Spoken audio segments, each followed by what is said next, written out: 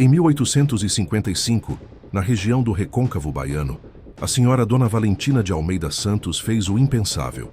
Manteve 9 de seus escravos como amantes por anos, criando um sistema de favoritos que abalou os alicerces da sociedade baiana da época.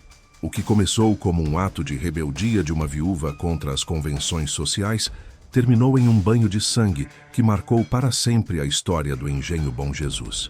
Você está acompanhando o canal Sombras da Senzala, onde desenterramos as histórias mais perturbadoras e jamais contadas do Brasil imperial. Se este conteúdo te impressiona, deixe seu like para apoiar nosso trabalho. São horas de pesquisa em arquivos históricos para trazer essas narrativas. Compartilhe com quem precisa conhecer nossa verdadeira história.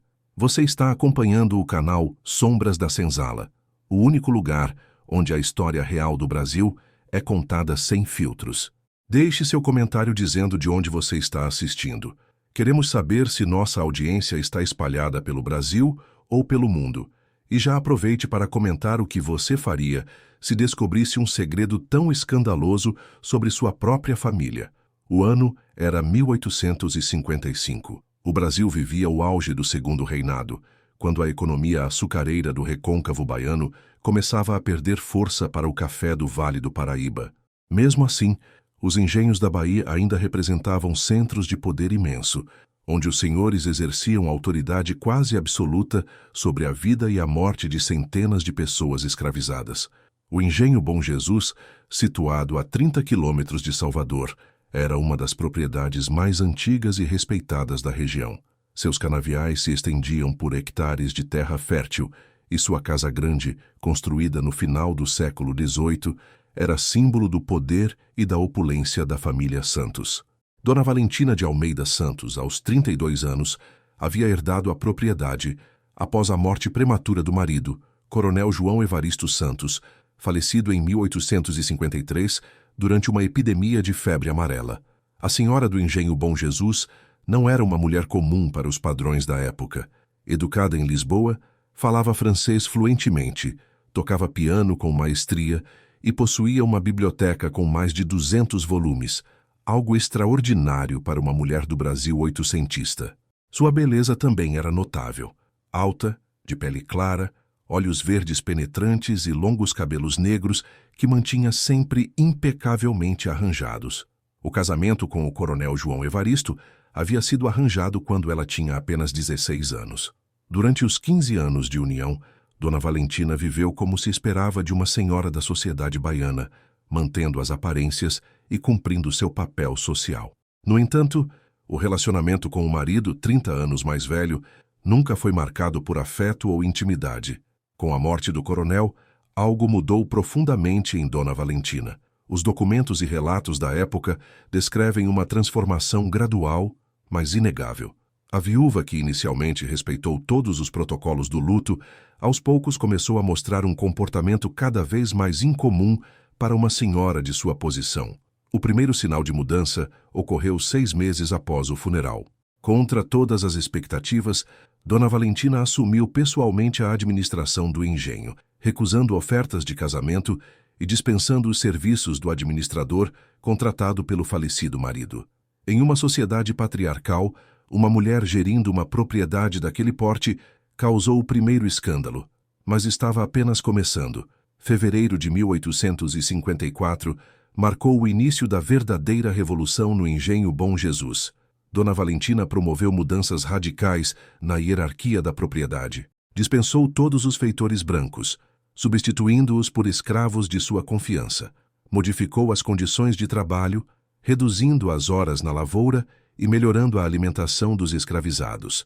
Essas medidas, embora humanitárias aos olhos contemporâneos, foram vistas com profunda desconfiança pela elite local. A viúva Santos perdeu o juízo, escreveu o barão de Paraguaçu em correspondência enviada a um primo no Rio de Janeiro, datada de março de 1854. Trata os negros como gente e dispensa a companhia de pessoas de sua classe. Há quem diga que a solidão a enlouqueceu. Mas a verdadeira natureza das mudanças promovidas por Dona Valentina ainda permanecia oculta. Somente no final de 1854, os primeiros rumores sobre seu comportamento íntimo começaram a circular nas rodas sociais de Salvador. A transformação completa de Valentina ocorreu quando ela selecionou 9 de seus escravos para funções especiais dentro da Casa Grande. O primeiro a ser escolhido foi Miguel, 28 anos, um escravo crioulo alfabetizado que trabalhava como carpinteiro. Alto, forte e de pele retinta, Miguel havia sido comprado pelo falecido coronel diretamente de um traficante de Salvador 4 anos antes. Sua inteligência e habilidade com madeira logo o tornaram valioso na propriedade. Dona Valentina o promoveu a capataz geral, dando-lhe autoridade sobre todos os outros trabalhadores escravizados do engenho. Em seguida veio Tomás, 25 anos, mestiço, filho de uma escrava da casa com um comerciante português.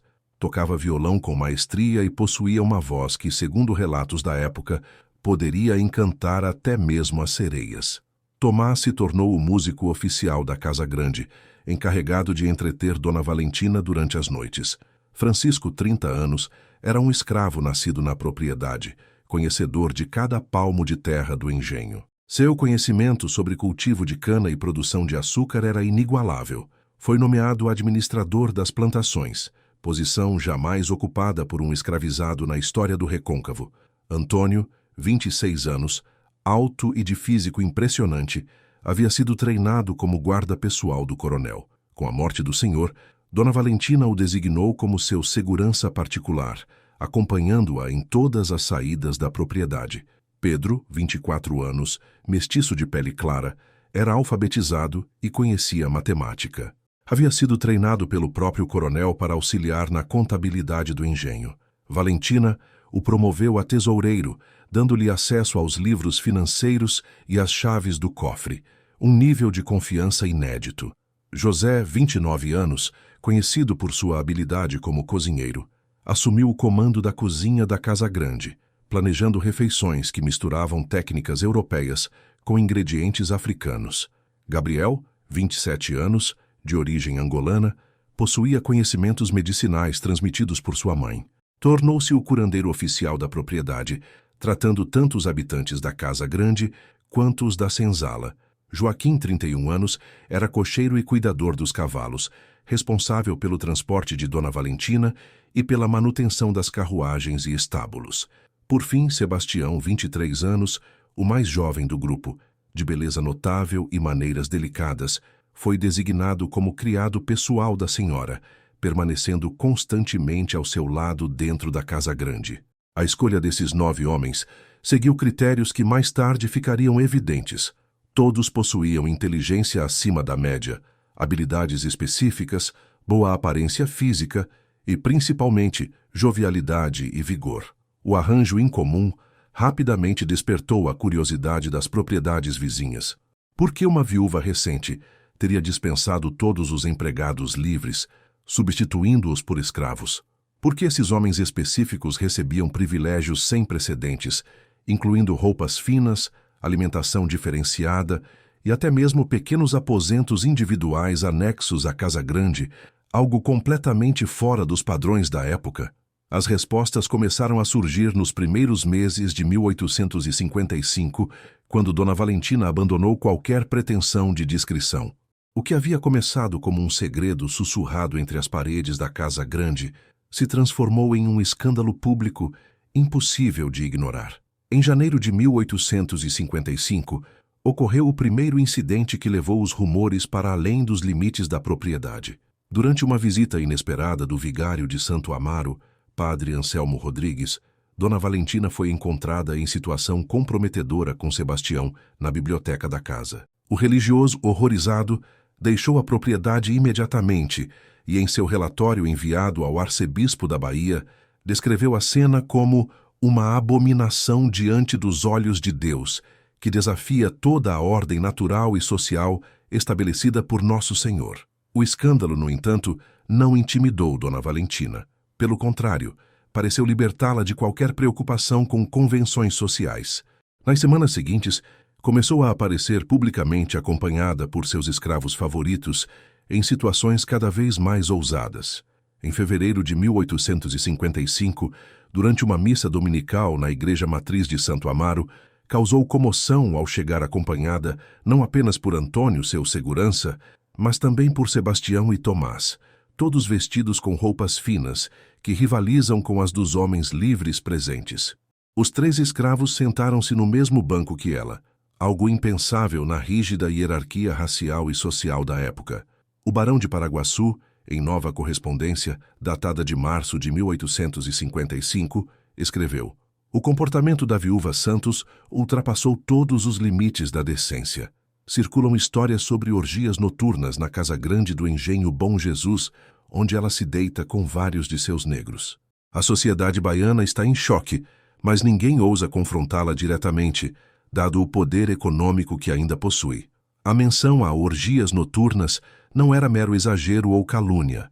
Documentos encontrados posteriormente, incluindo o diário pessoal da própria Valentina, revelam que ela havia de fato estabelecido um sistema de rotação entre seus 9 escravos escolhidos.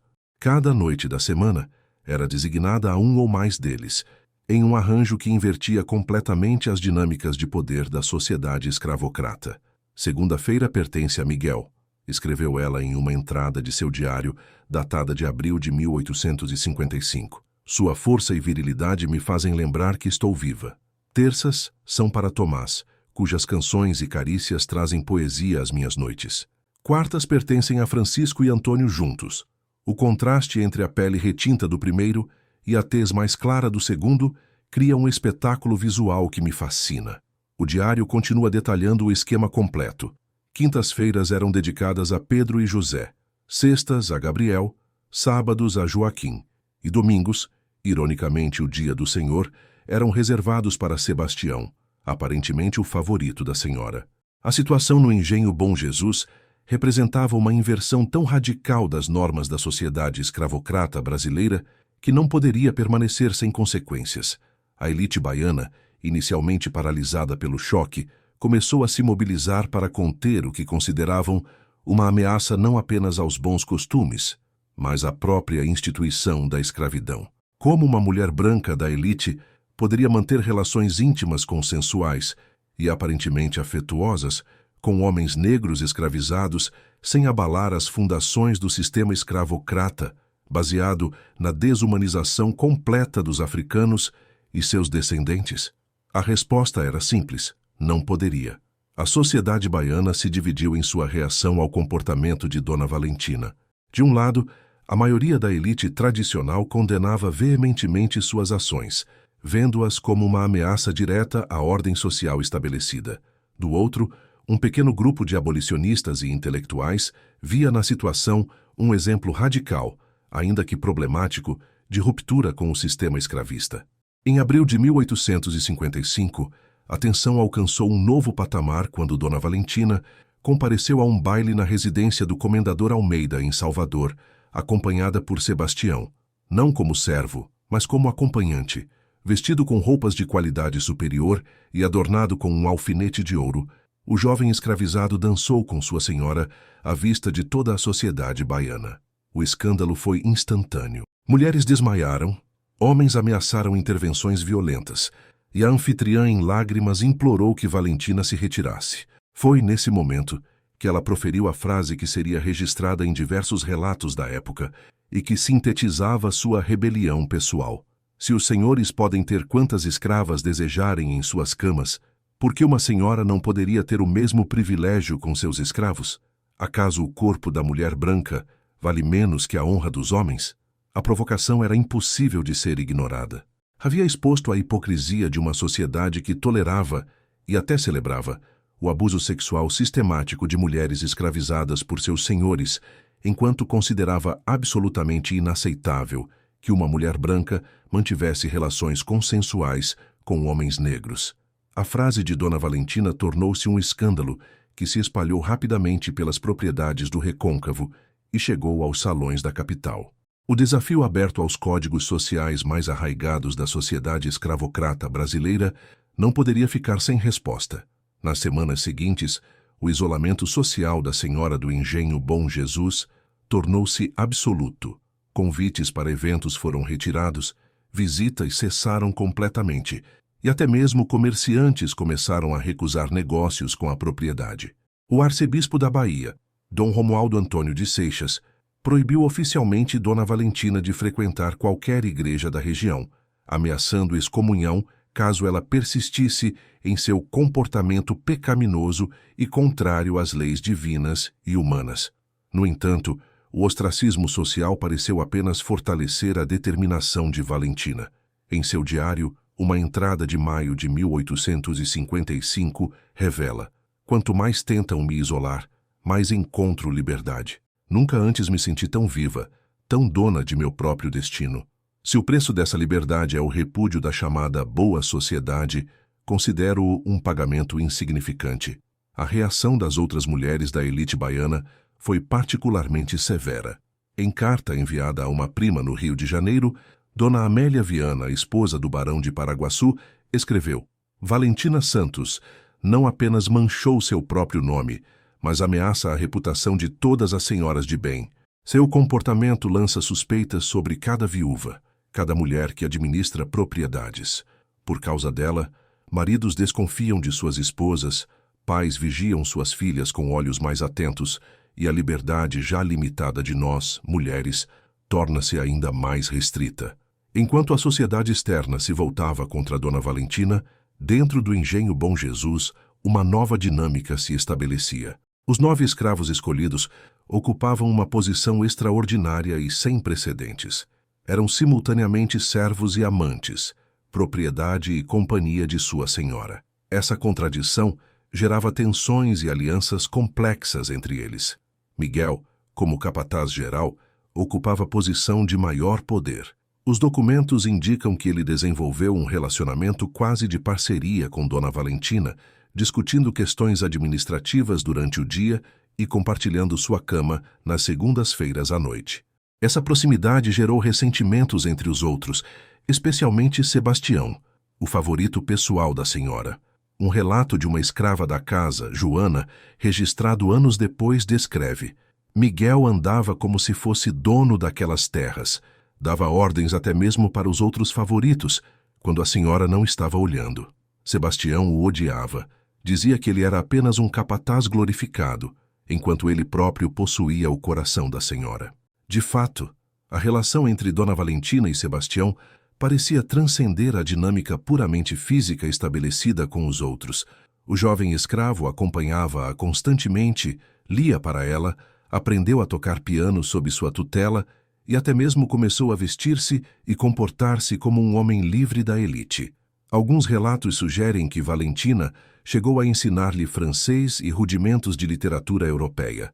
Essa predileção não passou despercebida pelos outros favoritos. Em junho de 1855, ocorreu o primeiro conflito sério entre os escravos privilegiados. Durante uma refeição na Casa Grande, onde todos os 9 comiam à mesma mesa que Dona Valentina, outra ruptura chocante com as normas da época, Miguel acusou publicamente Sebastião de esquecer sua condição e achar-se melhor que os outros. Dona Valentina, segundo relatos, não interveio imediatamente, observando a dinâmica do conflito. Apenas quando a discussão ameaçou tornar-se física, ela estabeleceu sua autoridade. Vocês são todos iguais perante mim. Cada um possui qualidades diferentes que aprecio. Lembrem-se de que foi minha escolha que os elevou acima dos outros, e minha escolha pode rebaixá-los novamente. O lembrete da precariedade de suas posições foi suficiente para restaurar a ordem, mas as tensões permaneceram latentes. A situação tornou-se ainda mais complexa em julho de 1855, quando Francisco, o administrador das plantações, aproximou-se secretamente de Dona Valentina com uma proposta ousada: a compra de sua própria alforria. O diário de Valentina registra o momento. Francisco me procurou hoje com uma bolsa contendo ouro, economias de anos guardadas em segredo. Ofereceu-me o valor de mercado por sua liberdade. Quando questionei por que desejava partir, tendo tantos privilégios aqui, ele respondeu com palavras que ainda ecoam em minha mente: porque mesmo uma gaiola de ouro continua sendo uma gaiola, senhora, e o corpo que vos dá prazer à noite continua sendo propriedade durante o dia. A resposta de Dona Valentina a este pedido revelou a contradição fundamental de sua rebelião pessoal. Embora desafiasse as convenções sociais relacionadas à sexualidade feminina e às relações interraciais, ela não havia realmente abandonado sua posição como proprietária de escravos. Recusou a oferta de Francisco, argumentando que ele era valioso demais para o funcionamento do engenho. Este episódio provocou a primeira ruptura séria no arranjo estabelecido. Francisco, cuja oferta de autocompra havia sido recusada, começou a mostrar sinais de resistência passiva. A produção das plantações sob sua supervisão diminuiu, e relatos indicam que ele começou a faltar às noites de quinta-feira, designadas a ele, alegando doenças ou exaustão. A recusa em vender a liberdade a Francisco também causou apreensão entre os outros favoritos.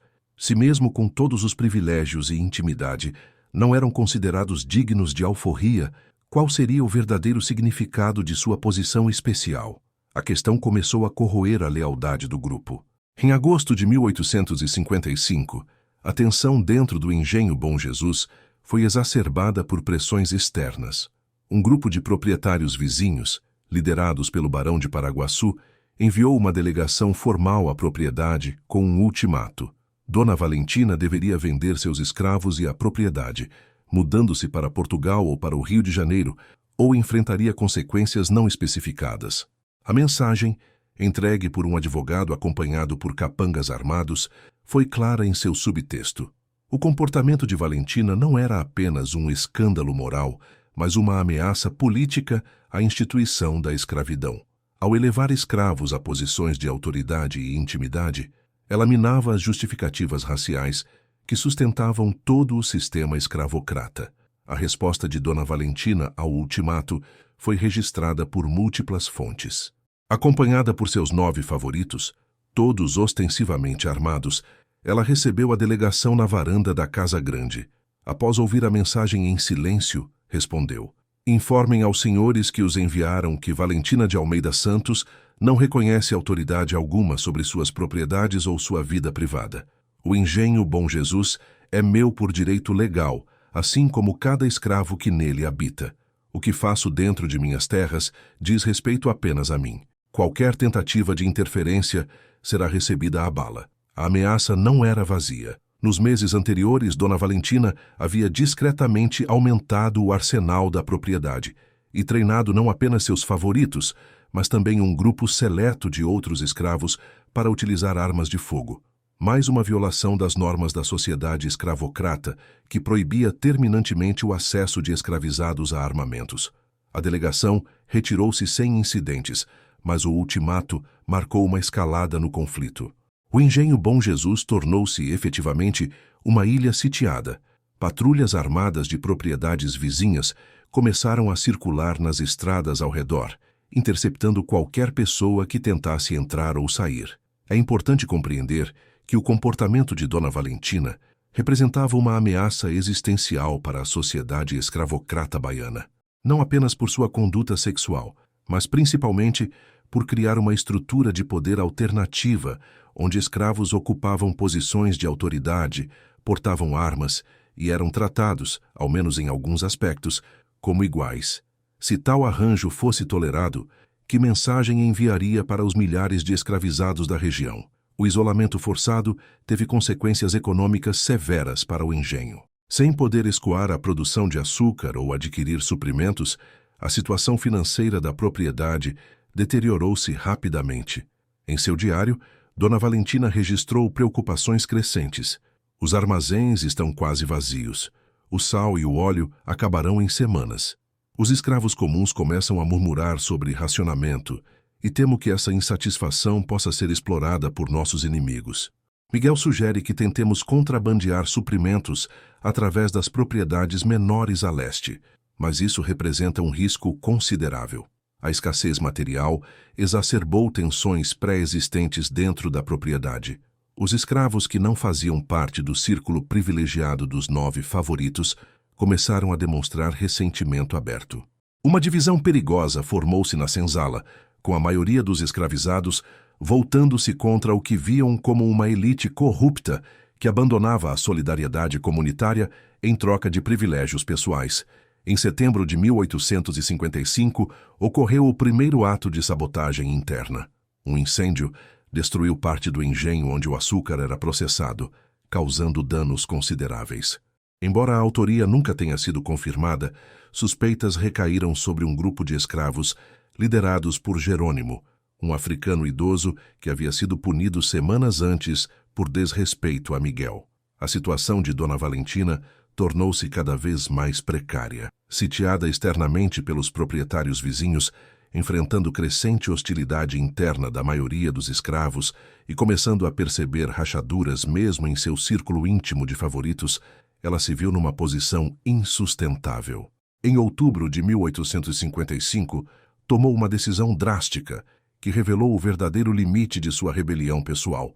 Ofereceu alforria formal a Sebastião, seu favorito, e propôs que fugissem juntos para o Rio de Janeiro, onde poderiam viver discretamente, longe do escândalo. Venderia o engenho, converteria os bens em dinheiro e começariam uma nova vida.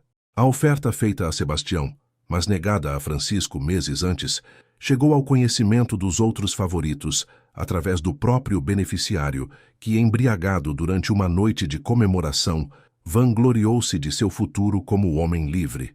A revelação teve efeito devastador sobre o frágil equilíbrio de poder no engenho Bom Jesus. Miguel, sentindo-se traído após meses administrando a propriedade com lealdade absoluta, confrontou Dona Valentina diretamente. Então, Sebastião vale mais que todos nós? Ele merece liberdade enquanto continuamos propriedade? Que tipo de igualdade é essa que a senhora tanto proclama? A resposta de Valentina, registrada por uma escrava doméstica presente no momento, revelou a verdadeira natureza de sua mentalidade. Sebastião tem qualidades que o distinguem: sua educação, sua sensibilidade, sua capacidade de aprender e se adaptar à vida civilizada. Vocês são valiosos cada um à sua maneira, mas diferentes.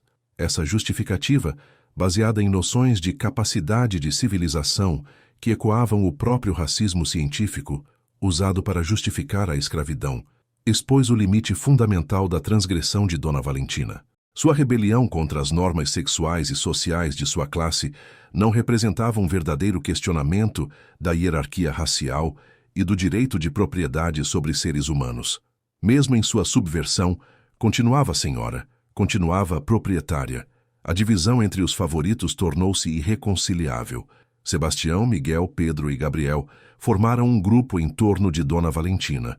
Francisco, Tomás, Antônio, José e Joaquim, agora claramente cientes da precariedade de sua posição privilegiada, começaram a planejar em segredo. Nos primeiros dias de novembro de 1855, um acontecimento externo acelerou a crise.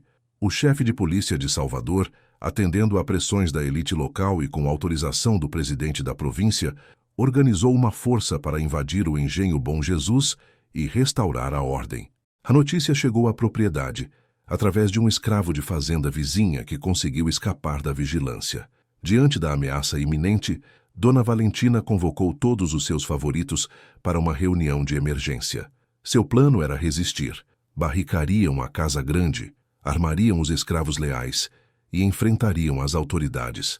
Em seu diário, escreveu com determinação febril: "Não me entregarei sem luta. Que saibam todos que uma mulher pode defender o que é seu com a mesma ferocidade de qualquer homem. Se querem tomar minhas terras e meus escravos, que venham. Encontrarão não uma dama frágil, mas uma leoa em sua toca." A reunião, no entanto, não produziu o resultado esperado. O grupo, já dividido de favoritos, fragmentou-se completamente diante da perspectiva de um confronto armado com autoridades oficiais.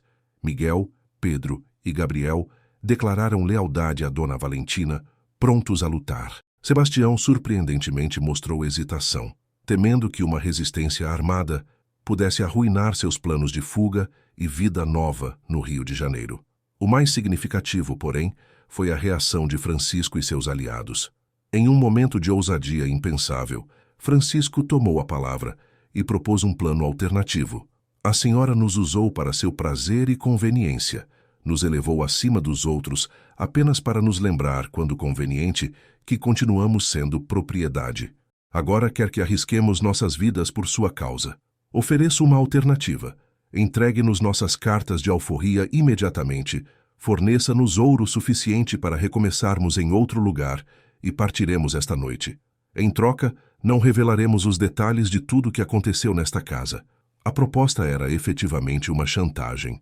Francisco compreendera que o maior temor de Dona Valentina não era perder a propriedade ou mesmo a vida, mas ter os detalhes íntimos de sua conduta expostos publicamente, registrados em documentos oficiais e possivelmente em jornais. O escândalo a seguiria para onde quer que fosse, tornando impossível qualquer recomeço. A reação inicial de Valentina foi de fúria. Ordenou que Miguel prendesse Francisco e seus aliados, mas pela primeira vez desde o início de todo o arranjo, encontrou resistência aberta. Os escravos comuns que haviam sido recrutados para formar uma força defensiva recusaram-se a prender os 5 favoritos dissidentes. Miguel, percebendo que não tinha apoio suficiente para executar a ordem, permaneceu imóvel. O momento marcou uma ruptura definitiva na autoridade de Dona Valentina. Em poucas horas, o poder que exercera sobre o engenho por quase 2 anos evaporou-se. Enfrentando a realidade de sua posição insustentável, concordou com a proposta de Francisco. Na calada da noite, redigiu cartas de alforria para os 5 dissidentes, forneceu-lhes ouro e suprimentos e observou enquanto deixavam a propriedade por trilhas secundárias, evitando as patrulhas externas. A traição não se limitou à partida dos 5. Antes de sair, Francisco havia secretamente enviado uma mensagem ao barão de Paraguaçu, revelando a fragilidade da situação no engenho Bom Jesus e o melhor momento para um ataque.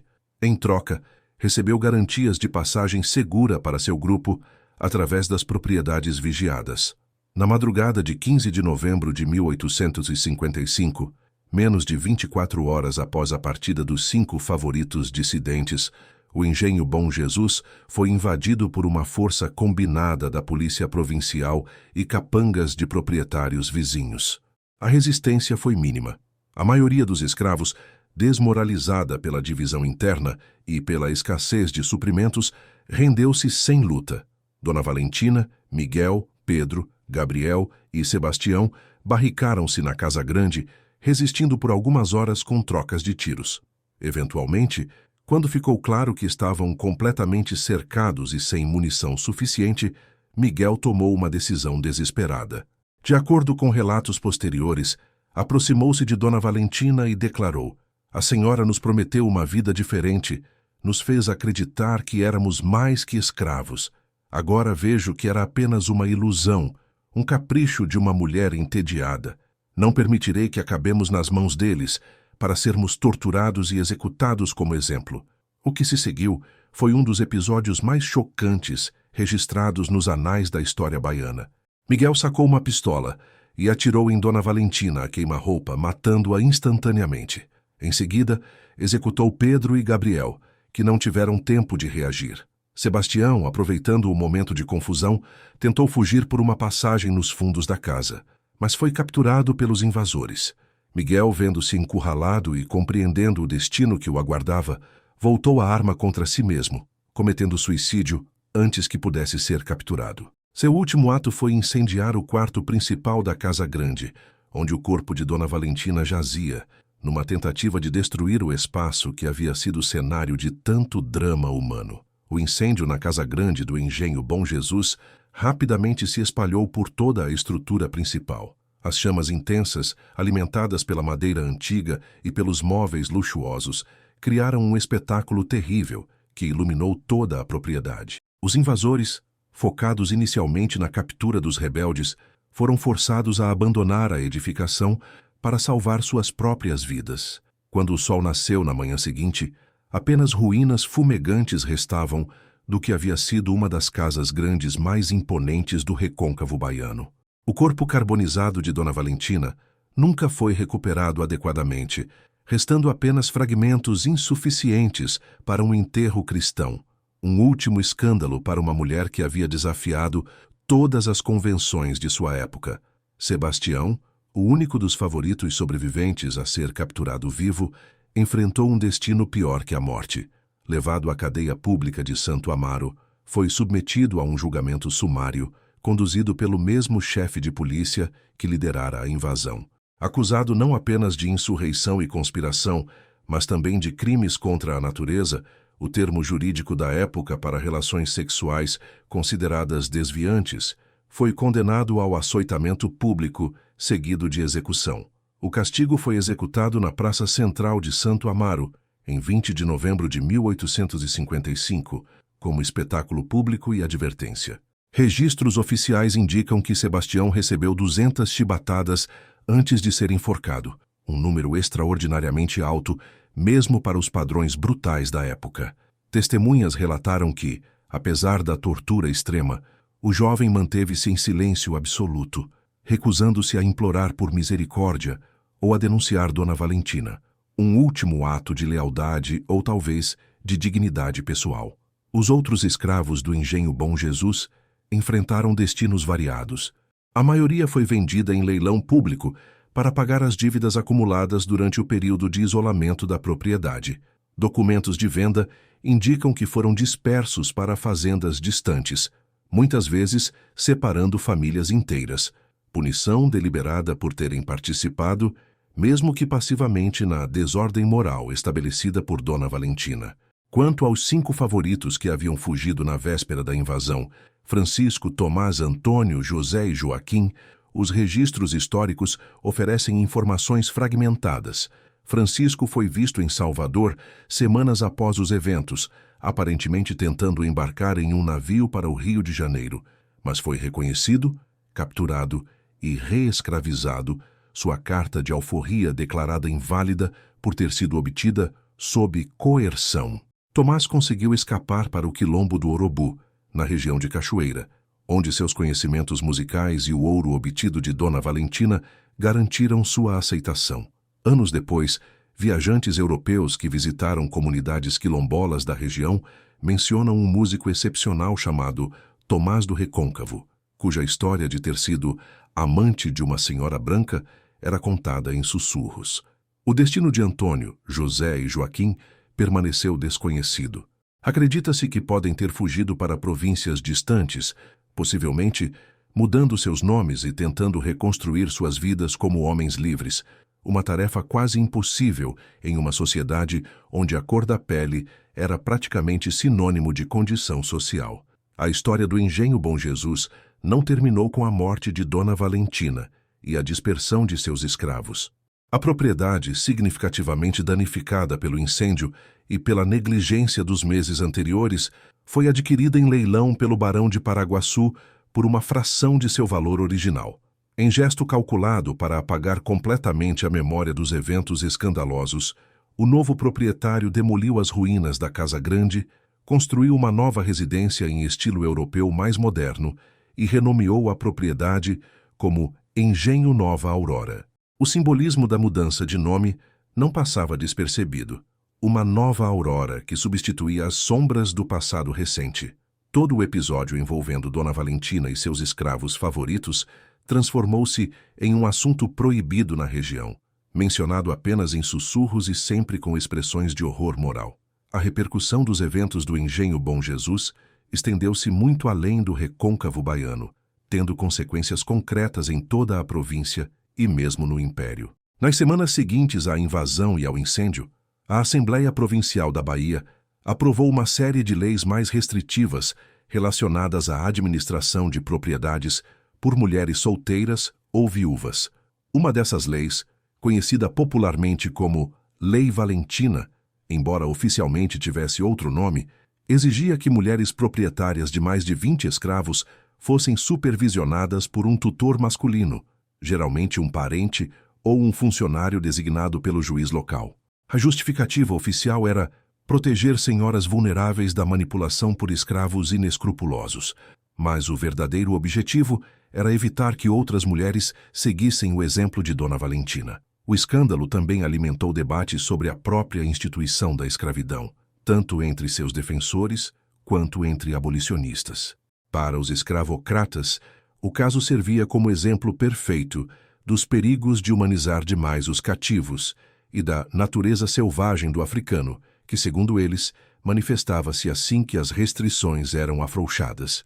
Joaquim Nabuco, futuro líder abolicionista que na época era ainda estudante, mencionou o caso em correspondência pessoal como evidência da corrupção moral inerente não aos escravos, mas ao próprio sistema que transforma seres humanos em propriedade e confunde todas as relações naturais. A história de Dona Valentina e seus 9 favoritos gerou também uma série de reações culturais. Poetas populares do Recôncavo compuseram cordéis narrando os acontecimentos, geralmente com forte conteúdo moralista. Um desses cordéis, intitulado A Senhora Devassa e o Castigo Divino, vendeu milhares de cópias e foi recitado em feiras por toda a região Nordeste. Na literatura mais formal, o romance Paixões Proibidas no Solar das Mangueiras, publicado em 1867 por um autor que usou pseudônimo, claramente se inspirava nos eventos do Engenho Bom Jesus, embora transpusesse a história para o Rio de Janeiro colonial e adicionasse elementos fantasiosos. Mas talvez o impacto mais duradouro tenha sido sobre a psicologia coletiva da elite escravocrata baiana. O caso de Dona Valentina expôs as contradições e hipocrisias de um sistema social que permitia e até incentivava o abuso sexual de mulheres escravizadas por seus senhores, mas considerava o inverso como uma aberração impensável. A pergunta provocativa que ela lançou durante o baile do comendador Almeida, se os senhores podem ter quantas escravas desejarem em suas camas, por que uma senhora não poderia ter o mesmo privilégio com seus escravos? Expôs a natureza arbitrária e gendered das normas sexuais e raciais da sociedade escravocrata brasileira. Para as outras mulheres da elite, o caso de Valentina teve consequências particularmente severas. Qualquer viúva que demonstrasse independência excessiva ou comportamento considerado impróprio passava a ser vigiada com suspeita redobrada. Administradoras competentes de fazendas e engenhos viram-se forçadas a aceitar conselheiros masculinos para evitar comparações com a louca do Engenho Bom Jesus. Em dezembro de 1855, uma carta anônima publicada no Jornal do Comércio da Bahia, assinada apenas como uma senhora de família, capturou este sentimento. O escândalo recente envergonhou todas as mulheres decentes desta província. Por causa de uma desgraçada que sucumbiu às piores paixões, todas nós sofremos agora maior vigilância e restrições. É como se não fôssemos mais confiáveis aos olhos da sociedade. Os documentos pessoais de Dona Valentina, incluindo seu famoso diário, tornaram-se objeto de intensa disputa legal. A família Almeida, parentes distantes que emergiram como herdeiros legais após sua morte sem descendentes, lutou para recuperá-los, com a intenção explícita de destruí-los. O barão de Paraguaçu, por outro lado, argumentava que os documentos deveriam ser preservados como evidência dos crimes para possíveis processos futuros contra cúmplices. Eventualmente, após intervenção direta do presidente da província, o diário e as correspondências pessoais foram oficialmente queimados em cerimônia pública, com a presença de autoridades religiosas que abençoaram o ato como purificação necessária. Apenas fragmentos sobreviveram, salvos secretamente por funcionários do cartório que haviam feito cópias parciais antes da destruição oficial. Em 1865, 10 anos após os eventos no Engenho Bom Jesus, o barão de Paraguaçu, já idoso e sofrendo de problemas cardíacos, fez uma confissão surpreendente ao seu médico pessoal. De acordo com o relato posterior do médico, o barão admitiu que sua perseguição implacável a Dona Valentina havia sido motivada não apenas por indignação moral, mas por rejeição pessoal. Propus casamento a ela 3 meses após a morte do marido, confessou o barão. Fui rejeitado da forma mais humilhante possível. Disse-me que preferiria a companhia de seus escravos à minha. Percebi depois que não era apenas uma expressão de desdém, mas uma declaração literal de suas intenções. Esta revelação tardia adicionou uma nova dimensão à história. O que parecia ser primariamente um conflito moral e social, tinha também um elemento de vingança pessoal. A rejeição amorosa havia se transformado em perseguição implacável, culminando na destruição completa da mulher que ousara recusar as convenções sociais e sexuais de sua época.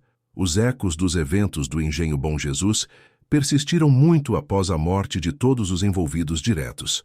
Nas décadas seguintes, até mesmo depois da abolição da escravatura em 1888, a região continuou marcada por sua memória.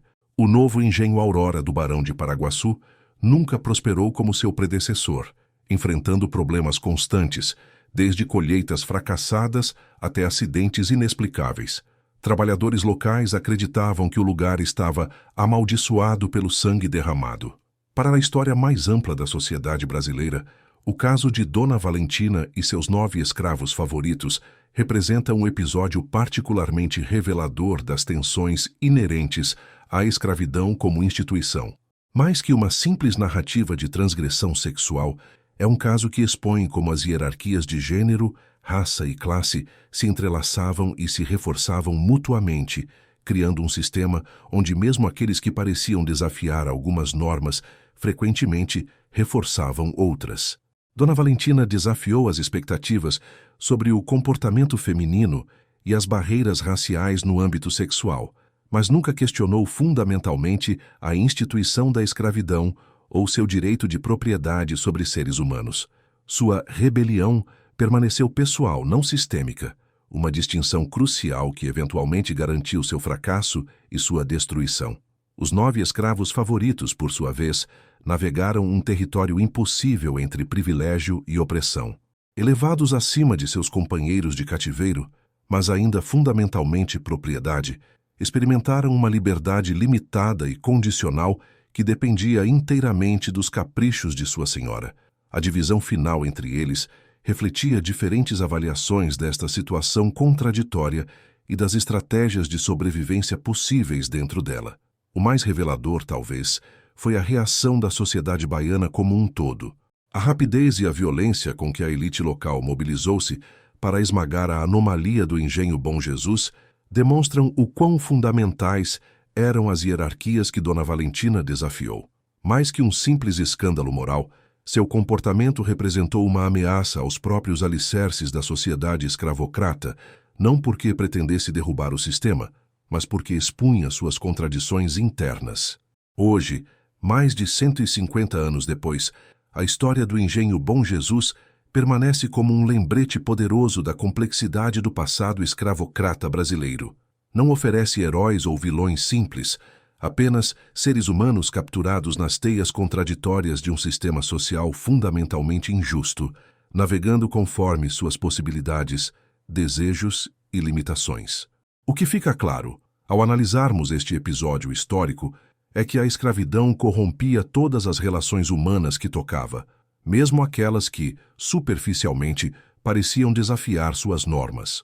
Quando pessoas são propriedade, quando a hierarquia racial é institucionalizada e quando a sexualidade é regulada por normas duplas de gênero, não existe possibilidade de relacionamentos verdadeiramente livres ou iguais.